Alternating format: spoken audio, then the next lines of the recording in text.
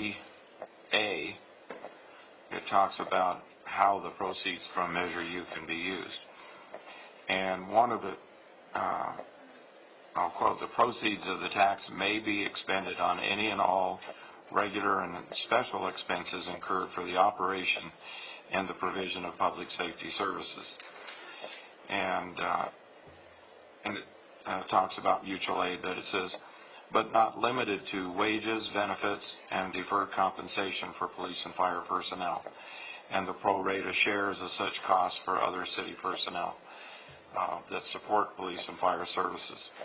So in the resolution that we passed and adopted, it's lawful and legitimate for us to use Measure U funds for those salaries and wages.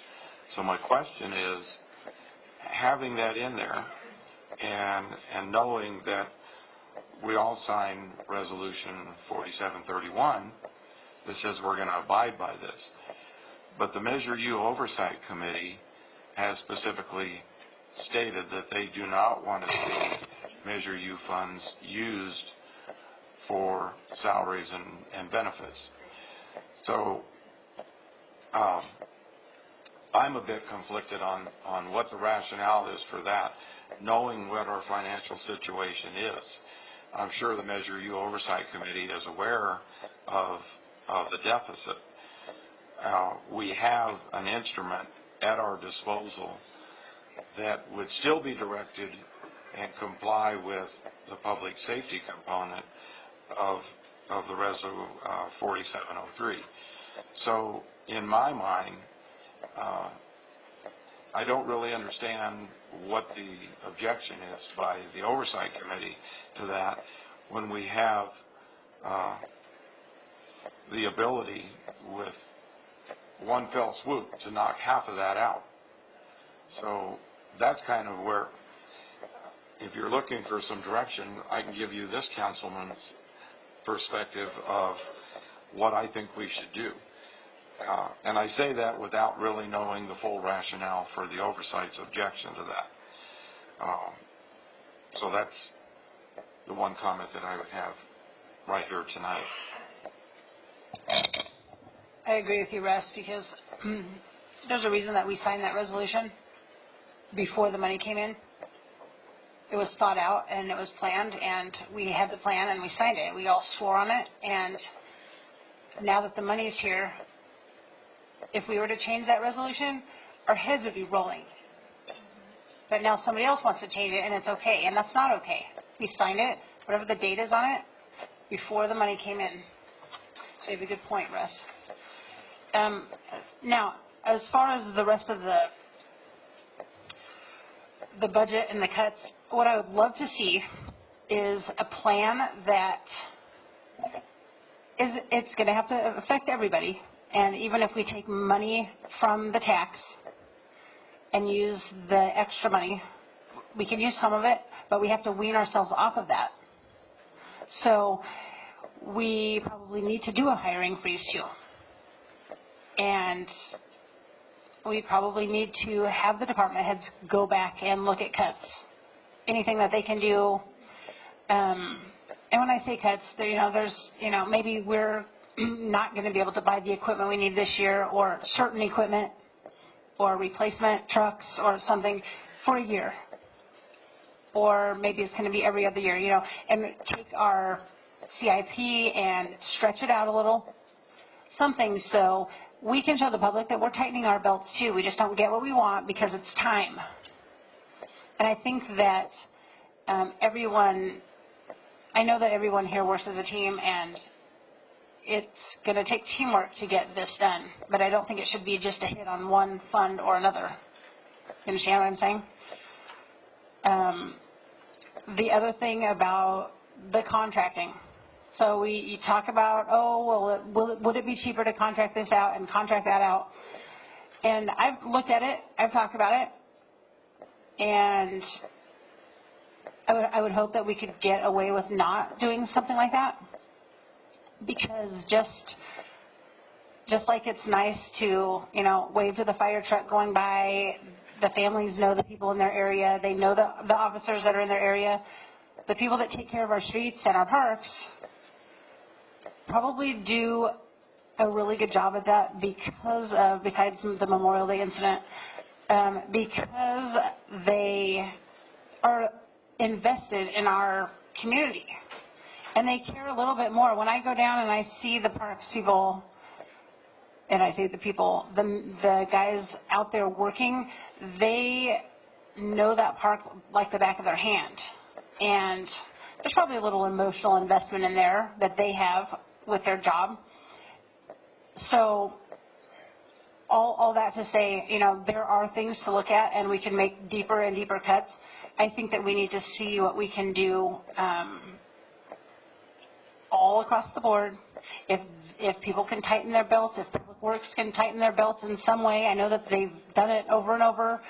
I think that's going to be very necessary as a team for us to get through this. But we need to have a long-term plan to get through this so that we're not constantly looking for this money.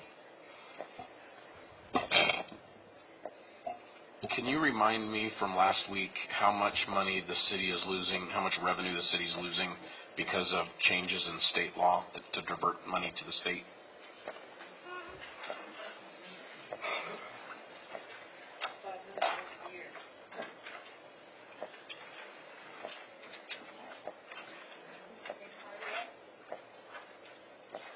All money that's been diverted from the city to the state.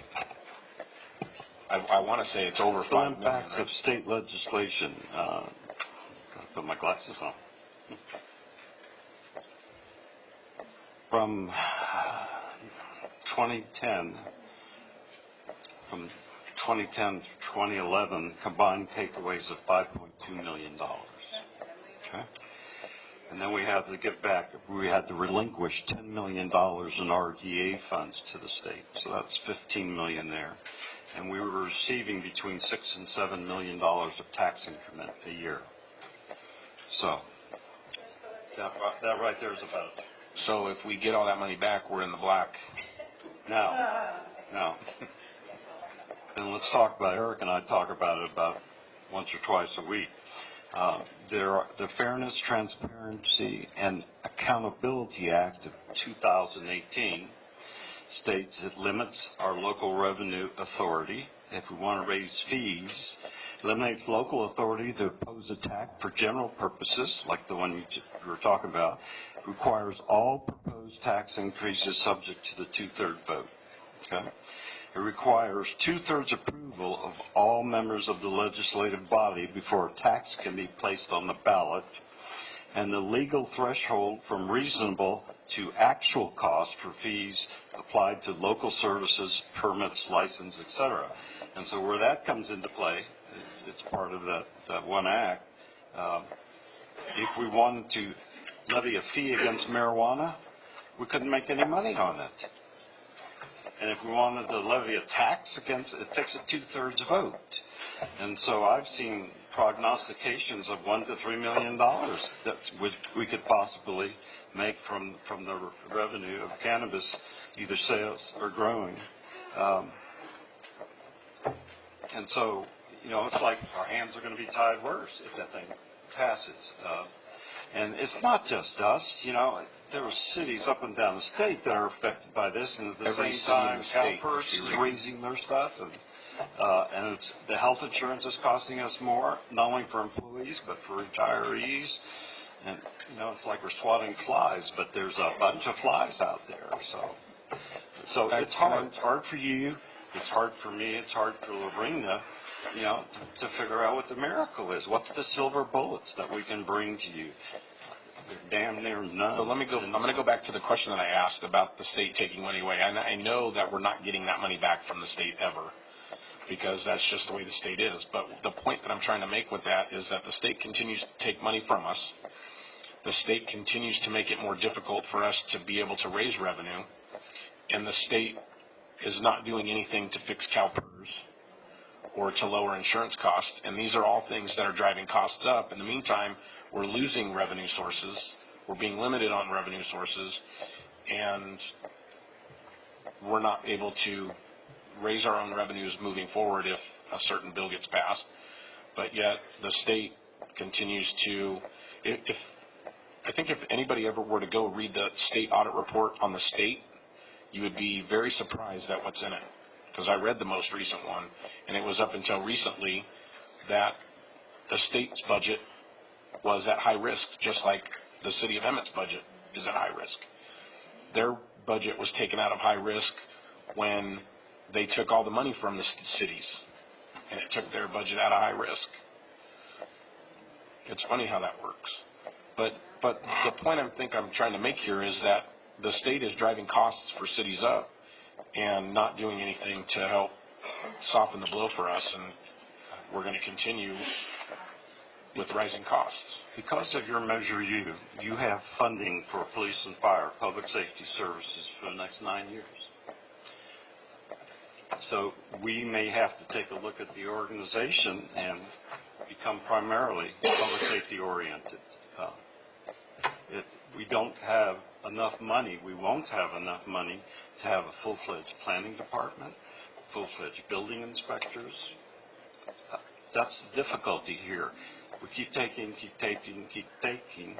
and it's police and fire. I'm not arguing about that. That's, that is what it is. And that's what the voters, wanted. And that's what you have for the next 9 or 10 years. So we'll have great public safety. The rest of our services are not going to be, too well. And we may want to look and see, for example, human resources, for example, may want to go with the police department. They've got HR people there, too. And do away with our HR department. I mean, it's not, I don't mean to be funny, and I'm not trying to be funny, but that's what a lot of cities are drifting towards. So how can we better use police and fire to provide some of the services that we have other people in the departments do? Because that's where your funding is. It's in police and fire. 74% of your budget is in police and fire. So when I said we're going to take a look at alternatives, that's the kind of alternatives I may come back and, talk to you about as the year progresses. We have to find different ways of providing services. We're not going to contract police, and we're not going to contract fire. You've gone through that. And so it doesn't leave a lot. We've got 26% of the budget mainly, and some of that's water and sewer and whatever. And so you don't have a decent level of money coming in to support quality services, which we're trying to talk about. And what you talked about, Carly, in terms of keeping the people, these are the same people that haven't had one cost of living in 10 years or whatever, you've taken from them, and they're leaving. Some of them are leaving because they make more money at Eastern Water District or whatever. So I'm totally empathetic with where you are, what I'm saying, etc. And I hate to, I don't want to be the messenger here that, we're in trouble. But we may have to really turn this city upside down and figure out a different way to provide services and, and focus on police and fire and what they're also capable of doing. You can cross-train firemen to be building inspectors. I mean, that's done in some places. And so we need to look at things like that because we have the Measure U money to pay for that. So, there. And I like that. Creative thinking. Couple points. You just mentioned that public safety was a little over 74% of the budget this year. 72 or 74. In the resolution and ordinance we passed, we said we would not ever cut it below 72%. Can we ask public safety to see where that 2% is and if they can cut that out of their budget? And also on the retiree medical, this is more for Lorena. Are we proactively moving the retirees into Social Security and the supplemental, like we said we were going to a couple years ago when we went through all of this and saved $9 million in the process, which was an absolutely great thing to do? That's actually an HR function, but our HR manager does keep us informed when a retiree qualifies for Medicare, and they immediately move them over to the plan. She just reported to us last week on one that's going to save us about $2,500 a month. Good, good. We have more people on retired medical than we do employees Oh, on yeah, medical. yeah, So we went that through this tends a to couple be years growing. ago, and they Yeah. were all on the prime insurance, you know, paying $3,600 a month for all these people, and it was ludicrous. But, you know, they struck a good deal with us. We still took care of the promises that were made to them to have retiree medical. We just changed it a little bit. In some cases, I think they probably get better, because it's not all bad to be on Medicare. No, it's not. No, it's not. You and I know that. I'll attest to that. When in Seal Beach, when I was there long ago and far away, for 2 years, we ran our own medical. We just had catastrophe insurance only, but we went to local doctors and local hospitals and signed them up, and they were under contracts, and we provided through a third-party administrator Self-insurance. health insurance. And so I've talked to our broker about that. He's not exactly thrilled. No. There are other ways of providing Well, services. you know, Alan, that was my point earlier. I know I got kind of hot on it, but, you know, my point was, show us a plan.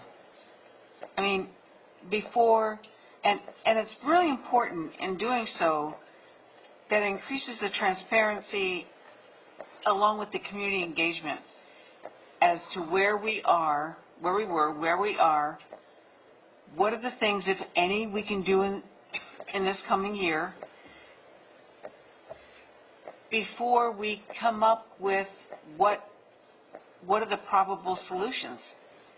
Because just as much as we want to know those things, the community wants to know those things. What have we done? What have we tried to do? What is reasonable to think we could do? And I'll tell you, having been at ICSC was probably the most encouraging year I've seen in a long time, because there were developers who were really interested in coming here. Now, we all know how long that takes, but the point being is there was interest.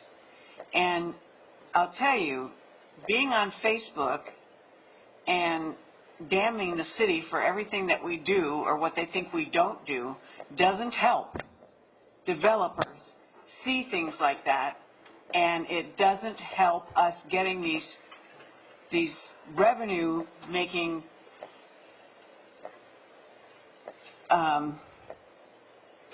retail and businesses in here to make things change.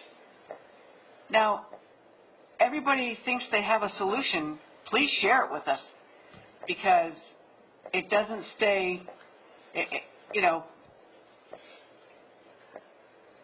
doesn't mean we all have the answers. There might be an answer out there somewhere, but not from here, no. Not to public comment. So anyway, but that was my point earlier, Alan, is that to see those different issues and ideas and you know, can we cut here? Well, maybe we can't. But it's good to have a discussion about it and figure out where, in fact, we could. So, you know, I appreciate your candor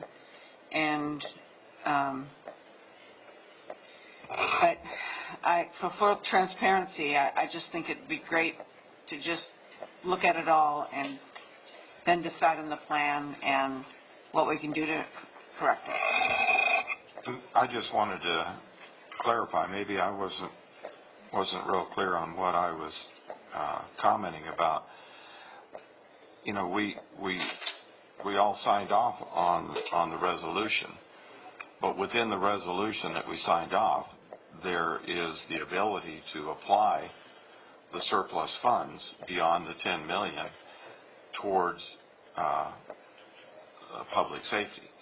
So I'm just looking at me, and just very superficially, if we've got a 3.4 million deficit that we're trying to address, and we anticipate that we might have 1.5 surplus Measure U funds, that's a good chunk of that. A hiring freeze is 1 million, and if we delay equipment purchases, now you're at 3 million that you can knock off of that deficit, which leaves this 0.4 million deficit right here, right now, that we could do. So that's what I was trying to say is we recognize the budget is a roadmap, and you can make adjustments. If things change dramatically, positive or negative, you have to. But if we just look at this very simplistically to try to, you know, they say the first thing you do when you find yourself in a hole is stop digging. And we have the ability to start filling up the hole by addressing some of the suggestions that have been presented to us by staff. And I'm supportive of wanting to do that, as long as we don't dip into the 10 million of Measure U funds. I was curious to know why the Oversight Committee still opposed using it for salaries and benefits, but that aside, I think it's a resource that's available to us that we need to avail ourselves to address it. Are there any more questions or comments for staff? I have one more comment. I'm just completing my 9th month here. Haven't had really an opportunity to go through all the departments and come up with all these wonderful ideas I have in my head. I haven't had an opportunity to talk to Chief Webb about the possibility of using his personnel for human resources or anything like that. And I haven't talked to the fire chief. I haven't talked to Scott about cross-training firemen to do building inspection kinds of things. They do have fire marshals and such that do inspect from a fire code standpoint, but there's no reason they can't. Anyway, I need an opportunity to talk to them, and it's not going to be done in 30 days when you have to adopt the budget. So my thought was, well, can we find a budget that's comfortable that we can adopt? And then I'll just, piecemeal it and bring you changes all through the year after being able to work through the staff, et cetera, et cetera, et cetera. My concern on cutting staff, we just got back from Las Vegas. We start creating more development. We've got to handle those, both in terms of engineering and community development. And we don't have have an engineer on contract. You can only be here 1 or 2 days a week. And so we need a principal engineer. And because of the salaries, we're having a hell of a time trying to recruit them and such. But we need these people to facilitate the people we expect to come as a result of what we did in Las Vegas.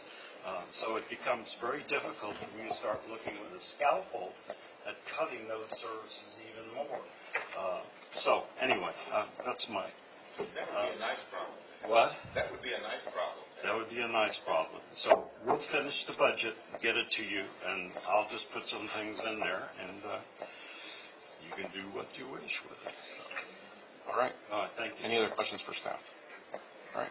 Seeing none. This is a public hearing item, so I will open the public hearing for public comment. Sarah? Okay, so your first speaker will be Pat Gregory, and she will have 6 minutes, and she will be followed by Jim Roberts. Good evening. I'll try not to use the 6 minutes because I know it's late and everyone wants to get home.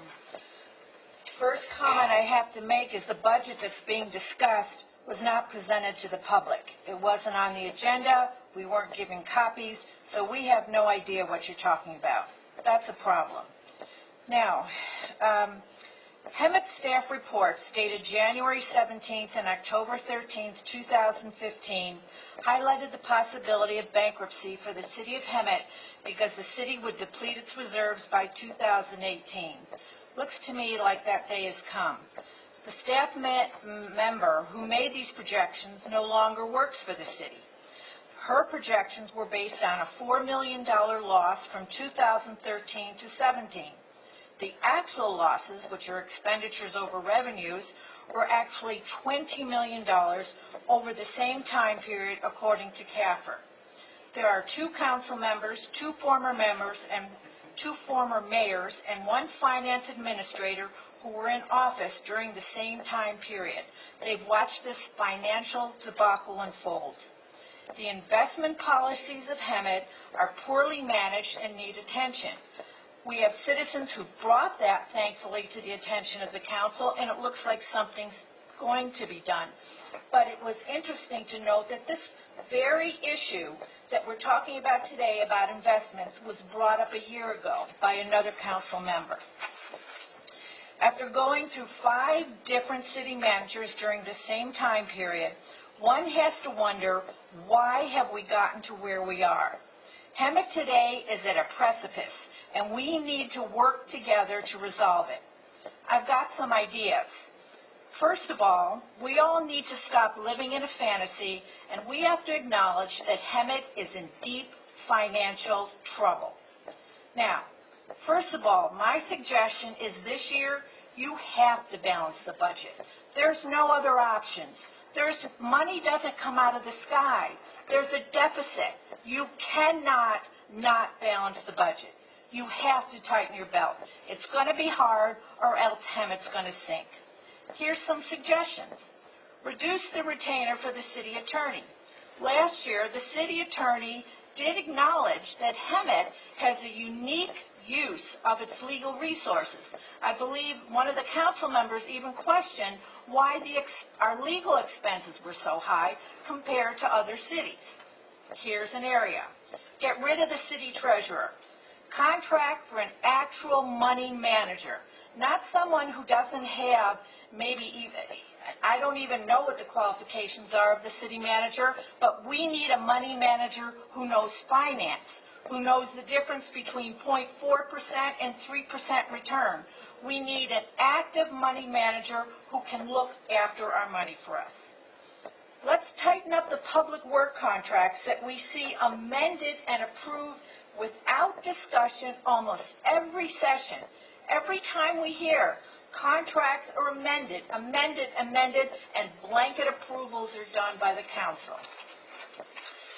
Stop overcharging the water department for internal service charges because you are increasing Hemet's exposure to a Prop 218 lawsuit. We've asked and asked why the water department internal charges are so high. Why are the rents so high? We don't have an answer. Finally, as a follow-up to the city manager's suggestion of Measure U money. In my opinion, Measure U, if there is a difference between $10 million and what actually comes in, it certainly should be used for public safety. And I don't understand why it can't be used for the raises for our fire and police. But under no circumstances should any Measure U money be put in the general fund. If this council said or agreed to that, you would lose the trust of every single citizen who voted for Measure U. You cannot put Measure U into the general fund. Now, whether or not you're going to debate about the salary issue, I would vote most certainly use it for the salaries, for wage increases for our fire and our police. Finally, I think we have to realize we cannot continue to do business as usual. We may lose control, and rightly so, of Hemet's future. You don't want this to happen on your watch. We got to take drastic steps, and the city managers come up with some of them, but we have to come up with a lot more. We have to balance this year's budget. Don't just roll it over. Don't just say, oh, we did it last year, we're going to do it again. No. Balance the budget, or else we're going to sink. Thank you. Thank you. Mr. Welk will be followed by Sue Savage.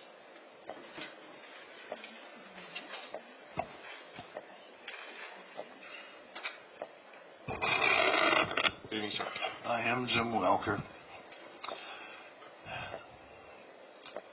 Mr. Mayor, your point about not getting any help from Sacramento is very valid. But for this city to do nothing to solve those problems for 8 years is inexcusable. This city must have a balanced budget. Large-sized corporations like Costco. Don't come into a community that can't manage its budget. That's it. That's the bottom line. They don't want to have to work with a city that cannot balance its budget. The homeless problem is a lot worse than it's even been presented. I can take you into restaurants, I don't want to name names, but I can show you where so-called homeless people, political activists, go in there, take a shit, wipe the shit on the walls.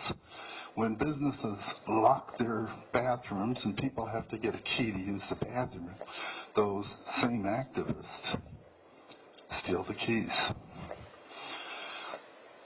If you want to do something about this homeless problem, then let them get a city card before they get any services. They have a run-in with Emmett PD. They need to have a city card with their picture on it. And if they have no ID, they're going to have to be validated as to their identity. I did see as many as 200 people in the old Walmart building. I watched them shit and piss in the open drainage. I appreciate your comments, but we need to keep it, we're talking about the budget. Okay, but that's the point. Who wants to come into this city when you have such a homeless problem? It is the problem.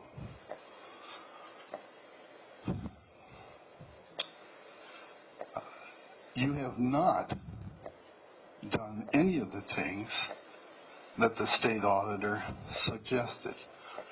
Answer this question. If you charged non-residents of the city of Hemet a fee for using the library, how are you hurting the residents of this community? You are not. But you are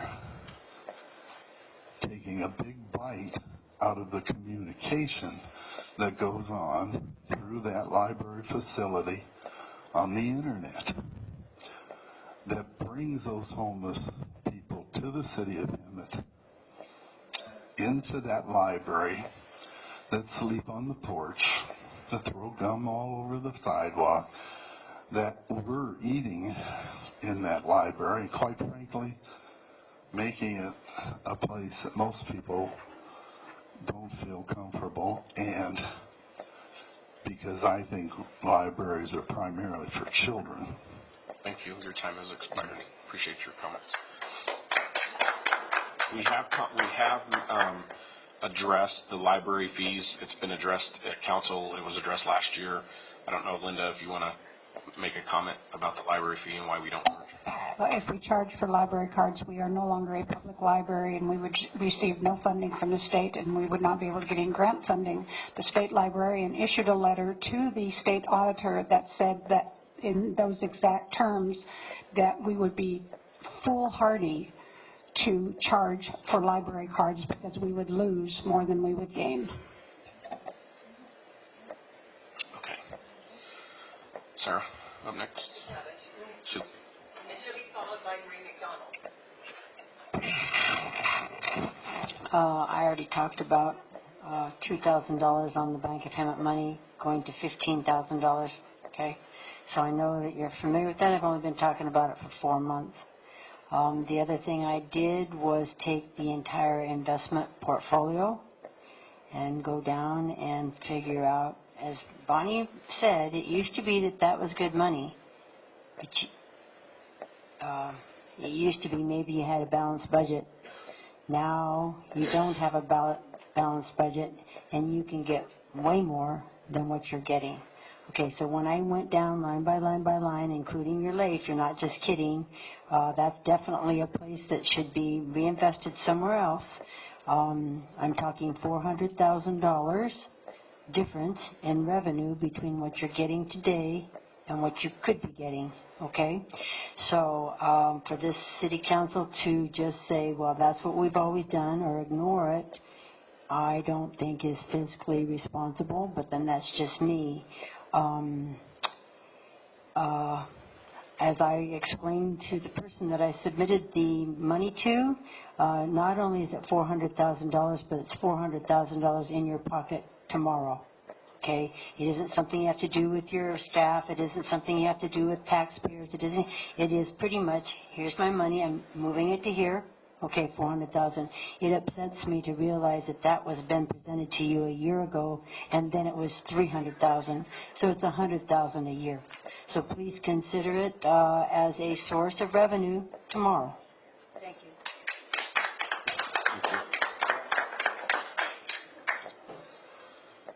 Marie? Marie will be followed by Richard Viber.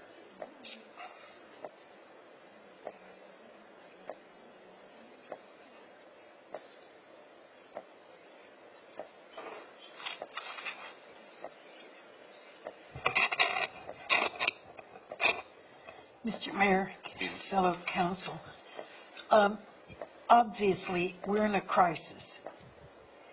And to meet a crisis is going to mean thinking outside the box. What I'd like to see the council do is very quickly, the next week or so, hold a workshop open to the public and ask people for ideas. We've got a lot of very bright people in Hemet, and there's been a couple of ideas just mentioned here tonight that might be usable or might be functional. If you bring in the public and say, we need ideas, we need new ideas, I think maybe we'd have some material to work with. Thank you.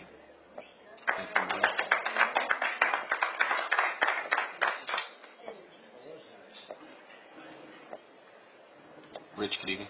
Hi, Rich Viber. I live at Hemet West, member of the Oversight Committee.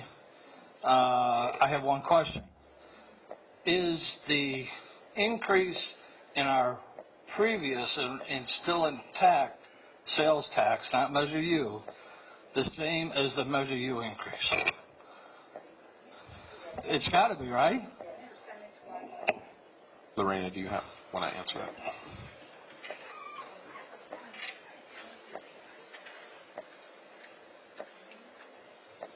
I'm assuming you're asking about the increase, the difference between the 10 million to the 11 million. No, there's not that same type of increase in the general sales tax. The increase on the Measure U side exists because when we contracted with HDL to project our Measure U sales taxes, they made assumptions based on what they've seen in other cities and what normally goes into sales tax, and they projected $10 million, where our general fund sales tax runs closer to 12 million, about 11.6, 11.7.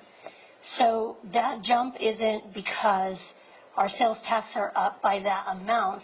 It's because we're trending much higher than the original projections that were given to us by HDL. So the original Yes, I projections understand. were on a conservative, very conservative. Yes. But it's still 1% Measure U and the sales tax. Am I correct? Or am I not correct? But it's not the same tax. It's not the same tax exactly. There's a Bradley Burns sales and use tax, which is the sales tax everybody thinks of. What we have to impose is called a transaction and use tax. They're very similar, but in some ways they are calculated significantly different. like auto sales, for example, are treated one way under sales tax and another way under transaction and use tax. So it's not actually apples to apples comparison. But is there an increase? Okay, is that reflected in the budget?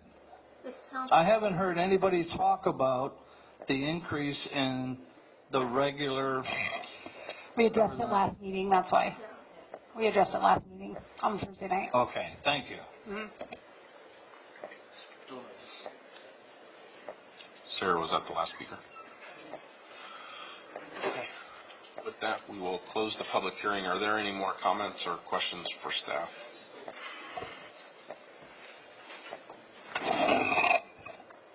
Good.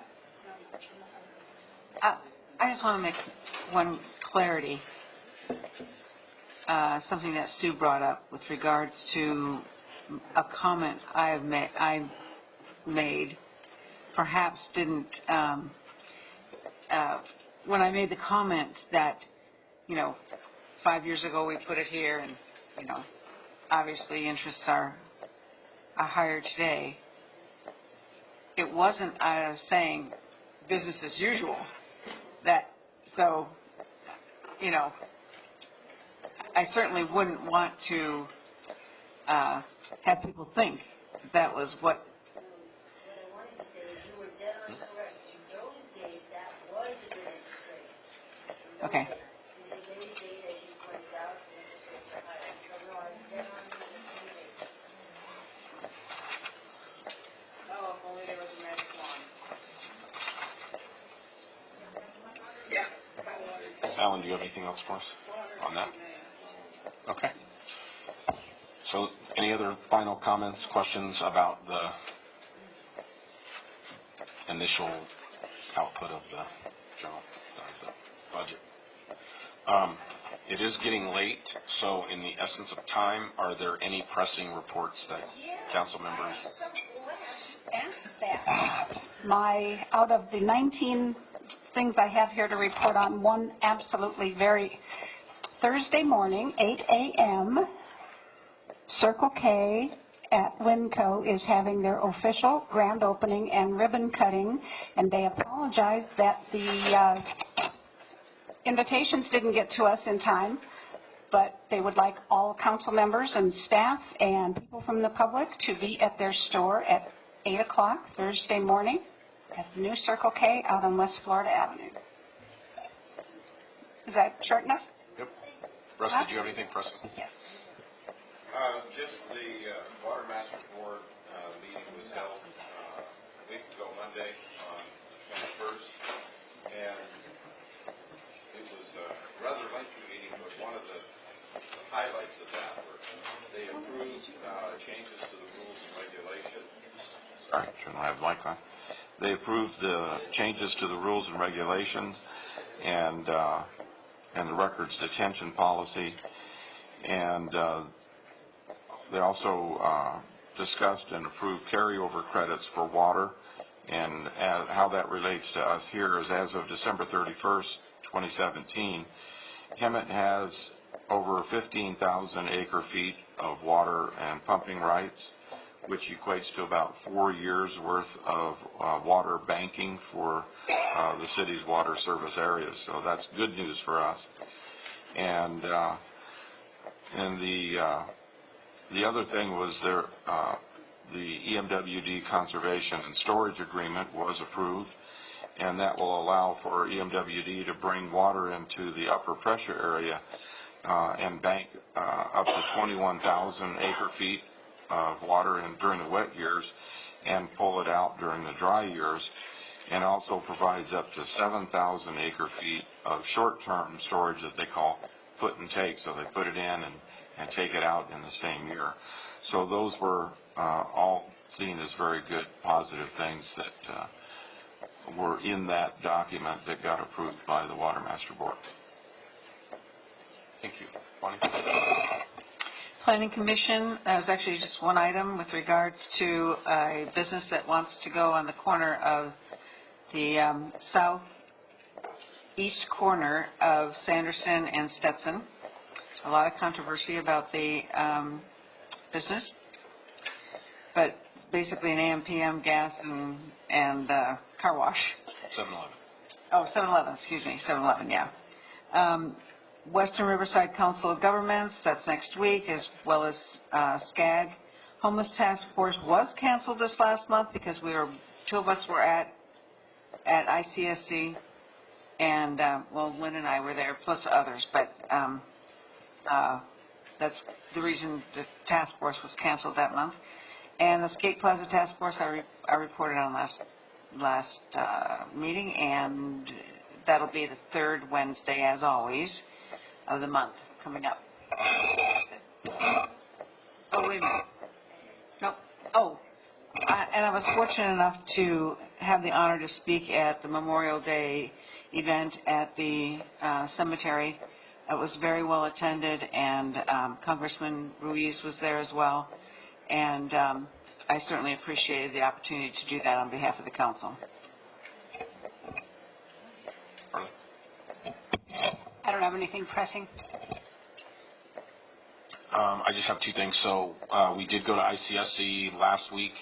I want to just say that being there was very promising.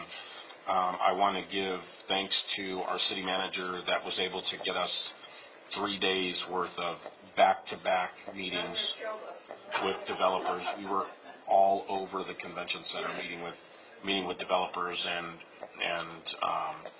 leasing agents and that to get business to come to the city. So thank you for making that happen. And that's all I have. That's impressive. If I might, I'm going to pass this down. From time to time, people come to us and during citizens and ask something, and there's not a response. We don't respond. So we started at the staff level. I've got 3 here. Mr. Chad spoke at the May council meeting. He wanted a copy of the Solutions for Change, which was late. And so he's being informed that the copy came in today. Also, there was a public comment again at the May 8th council meeting. There was a fire hydrant that was broken. It was hit by a vehicle on Oakland and Lyon. When would the hydrant be repaired?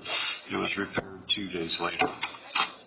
And then there was what Chief Webb got involved with, the accident, a fatal accident on Devonshire and Warren, and the chief met with the woman, Escalante, or Barnes, and pointed out that where the accident took place was not at that particular intersection, and probably was in the county of Riverside. So just reporting on comment. And then I didn't know how to get it out to the public other than this, and hope it gets picked up on YouTube or something, that we are following up on that. Alan, would you make sure that we get the copy of the study from Solutions for Change?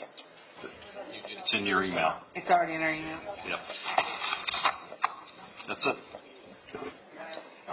Mayor, if I might just point out one oversight I made to make mention that the city of Hemet lost a very valuable volunteer in Vic Varia. He was the volunteer coordinator for the Hemet Police Volunteers, and a few of us from council were able to attend his services on Sunday.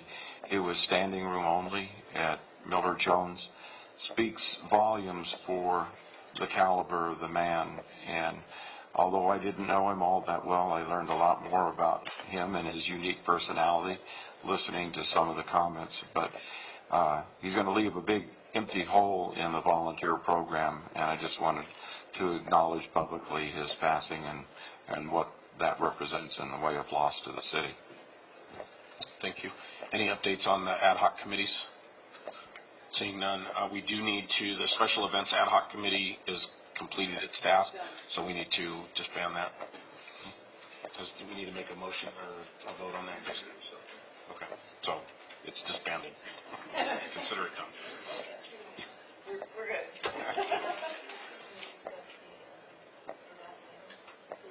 The July, August meetings, so we can plan for public hearings. Are you going to be dark at any meetings during the summer? schedule public hearings in advance, so we need to know. My understanding is in the past you've been dark. Okay. In the past, we've gone dark during the summer months, some meetings, and we need to schedule public hearings, and so we need to know when you're gonna go dark. Do you have suggestions? Well, we already have a public hearing scheduled for July 24th, but your August 14th meeting so far has no meetings, no public hearing scheduled. I don't know if you're interested in that one. Let's go for it, 'cause Staff has to publish so far in advance. So. we usually end up, having 2 and 3 and 4 special meetings, but Anyway. let's be brave and cancel the first one in August. And that's why we're staying away from July, because you do. And we can all go on vacation in August. Okay. So cancel. So August 14th. August 14th, which is your first meeting. Okay, thank you. I have, before we close, last thing, next Tuesday, the 5th, is election day, so get out there and vote. And then, seeing that there's none, are there any future agenda items besides what's on the list that anybody wants to talk about or get added? Well, yeah, we'll do that. The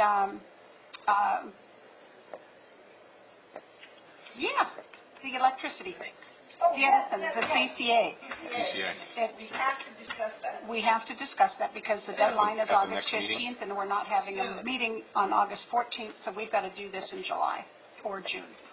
So, get it done. Thanks for reminding me. You are welcome. I knew there was something I wanted. I'm getting lots of emails from the COG saying, we gotta make a decision, gotta make a decision. And you have to remember, this is only, we don't have to actually sign up. All we have to do is say there's some intent. There may be some intent. We do not have to fully sign up for that, hopefully revenue that the residents will save, cost the residents will save, and it's been proven 2 to 4%. So obviously it depends on the size of the city, but in any event, we need to address this, and the sooner the better. We've talked about it, and by God, we got to do something. Is there any reason that I can't inform them that we have the intent to join? We haven't voted on it. We haven't voted on it. I know. I'll just ask. I mean, I'd like to do it now, but not on the agenda. Maybe we can get that on the next. All right. On the next council meeting. With that, if nothing else, we will adjourn in memory of Vic Riera.